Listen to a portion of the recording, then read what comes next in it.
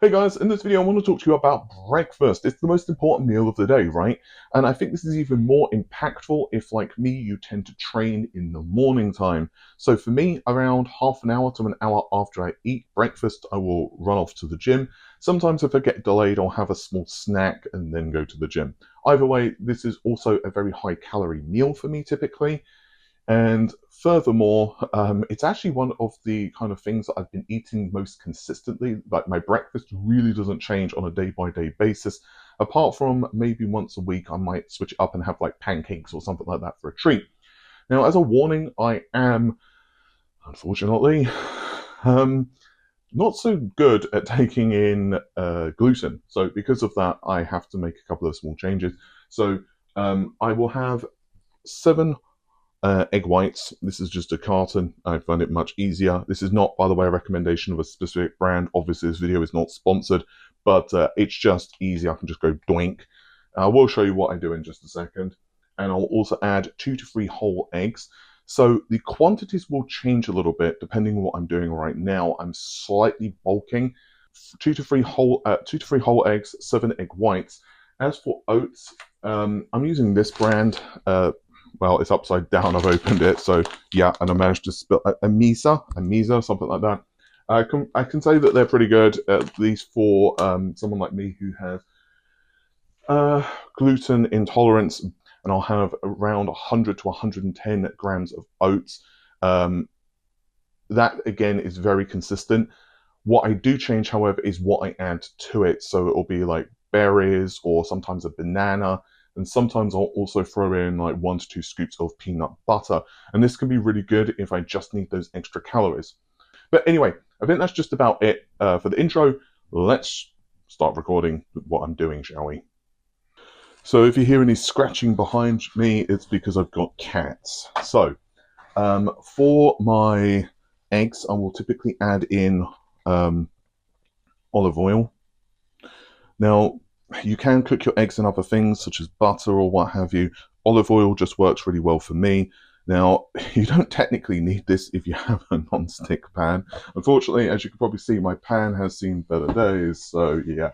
And anyway, the extra couple of healthy fats aren't really a problem right now because I'm bulking. You can also get, pan spray or what have you, but my body just doesn't do well with certain oils or what have you, so that's why I have to deal with this. So anyway, I don't particularly measure this. I just throw it in and roughly add in half the carton. So what is this? Per 100 grams, and this is 500.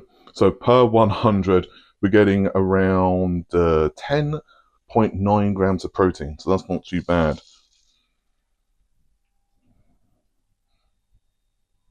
So we just throw in the eggs. That's around half. Sorry for the rustling. And now we'll, oops. You can see how well prepared I am doing something like this, right? In fact, I wasn't even going to record this today, but I had a few spare minutes, so we're going to throw in a couple of eggs. These are actually fairly small. They're supposed to be large, but I beg to differ. They are free range, so maybe the range is also free in size as well. So that one was dirty. Oh my lord. Okay, is there another small one? I guess this one's not particularly large. All right. I lied. I'm going to add in 3 today because that one was just very disappointing. All right, there we go. And where's my spatula? And what I do is basically just kind of mash it up and turn it into an omelette. So it's nothing special, but yeah, that's pretty much my my eggs. And then I will cook my oats after I've eaten my eggs.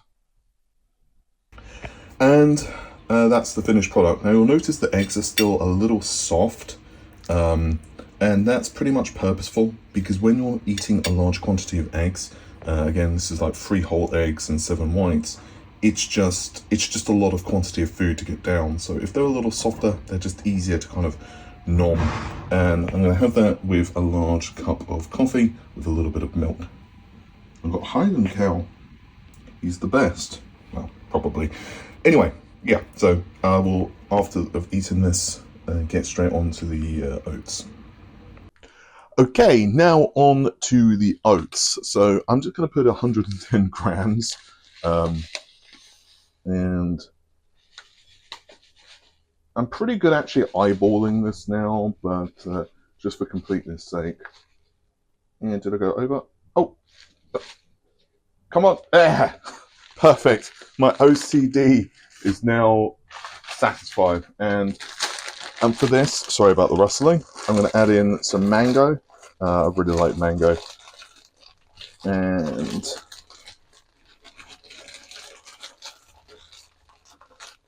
I'm going to put in a whole huge number of this, but just enough. Okay, that'll do. And I'm not really measuring this because in terms of like weight, and I'm going to add in some whey bros as well. So, oh, come on. See, this is what I get for tearing the thing open rather than cutting it at the end. Dude! Work with me here, packet. Seriously. Seriously. Yeah. You know what? It's just, there we go. There. Perfect. Smooth. So that's pretty much it. And then microwave it for around 3 to 3.5 minutes, depending on the amount of fruit. And then we'll add in some oats. And that's pretty much how it comes out. So we're going to just give that a quick stir. So I'm usually adding like 2 scoops of protein.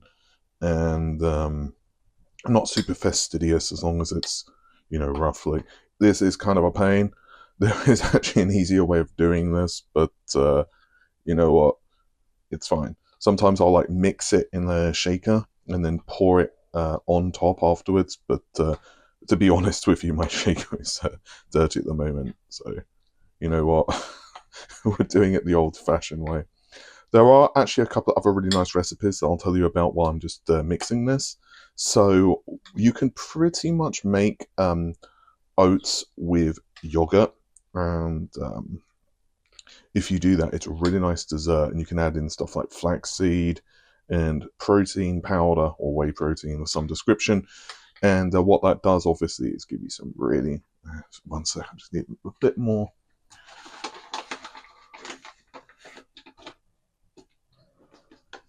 It gives you a really nice, like, healthy meal with lots of fats, lots of protein, and obviously a decent number of carbohydrates. And you can throw that in the fridge. And it's good if you're like traveling as well. You can take it in a cooler. So the one thing is, a lot of folks ask as well, like they have trouble getting in calories. So if you are kind of adventurous by throwing in, you know, honey, obviously almond butter, peanut butter, or what have you, like the calories melt up really fast. So I can easily hit over like 1,000 calories of good high quality foods for breakfast. And there you go. Tastes pretty good. If you also want, you can throw in flaxseed in here, or maybe a few nuts, or banana. Obviously you can just kind of customize it. This is just what I personally have. It settles on my stomach pretty easily. And yeah, so hopefully you've learned something. So there you have it, guys. That's pretty much what my breakfast has been for the last several years. I'll work on the format a little bit more and put some more kind of food-related content out, because I know that's what a lot of people struggle with, is just getting in the calories or figuring out what the nutrition is. My perspective is a little skewed, just as a warning, because again, I have some food intolerances, but I will give you some alternatives as well. And yeah, that's pretty much it. I'm going to go eat now because I'm dying of hunger.